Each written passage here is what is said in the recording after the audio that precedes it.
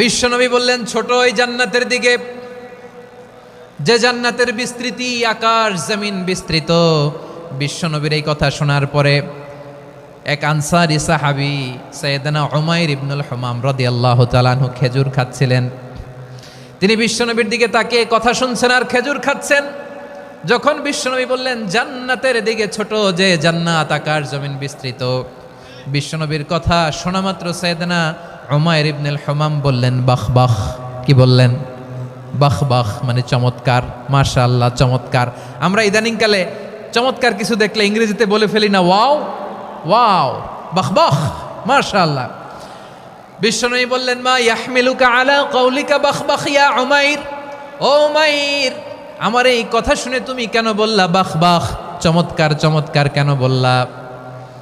সাইয়েদনা উমাইর ইবনে হুমাম রাদিয়াল্লাহু তাআলা আনহু বললেন, ইয়া রাসূলুল্লাহ, আপনার এই কথা শুনে আমি বড্ড খুশি হয়েছি আর আমি প্রত্যাশা করছি আমি যদি ওই জান্নাতের মালিক হতে পারি তাহলে কতই না ভালো হতো। সুবহানাল্লাহ বলেন। বিশ্বনবী বললেন ছোট এই জান্নাতের দিকে যে জান্নাত আকাশ জমিন বিস্তৃত। আপনার এই চমৎকার মুখনিসৃত কথা শুনে আমার হৃদয়ের মধ্যে জান্নাতি হওয়ার বাসনা জেগে উঠলো, এজন্য বলেছি বাহ বাহ, আমি যদি ওই জান্নাতে যেতে পারতাম কতই না ভালো হতো।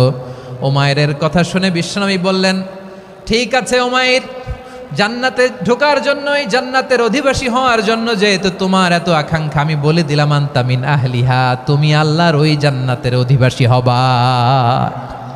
যাও উমাইর, তুমি ওই জান্নাতের অধিবাসী, ওই জান্নাতে তুমি ঢুকবা, তুমি জান্নাতি।